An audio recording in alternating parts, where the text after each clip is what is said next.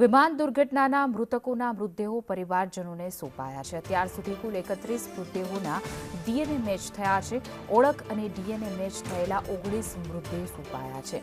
અમદાવાદ ખેડાના મૃતકોના મૃતદેહ પરિવારજનોને સોંપવામાં આવ્યા છે। વિસનગર વડોદરાના મૃતકોના પણ મૃતદેહ સોંપવામાં આવ્યા છે। તો કુલ 272 લોકોના ડીએનએ સેમ્પલ લેવામાં આવ્યા છે।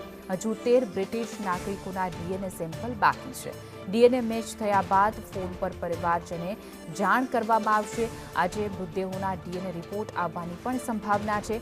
આજે મોટાભાગના મૃતદેહો પરિવારજનોને સોંપાશે। પરિવારજનોએ મૃતકના ઓળખના પુરાવા લાવવાના રહેશે। પોસ્ટમોર્ટમ રિપોર્ટ અને ડેથ સર્ટિફિકેટની ફાઇલ જે છે તે તૈયાર કરવામાં આવશે। જે તમને કહેવામાં આવે કે ડીએનએ મેચ થયા છે, આજનો ટાર્ગેટ એટલો હોય।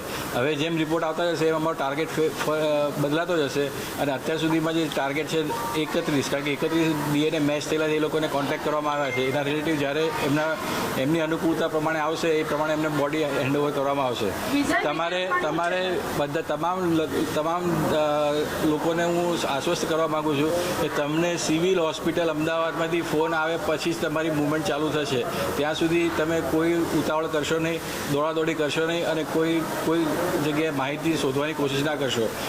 આ ગુજરાત સરકારનું એકમ છે અને ગુજરાત સરકારના એકમમાં કોઈ બી નાણાકીય લેવડ દેવડ કરવામાં આવતી નથી। તમારી પાસે કોઈ બી નાણાં માગવામાં આવશે એ ફ્રોડ હશે, એટલે એને તમે એન્ટરટેન ના કરશો।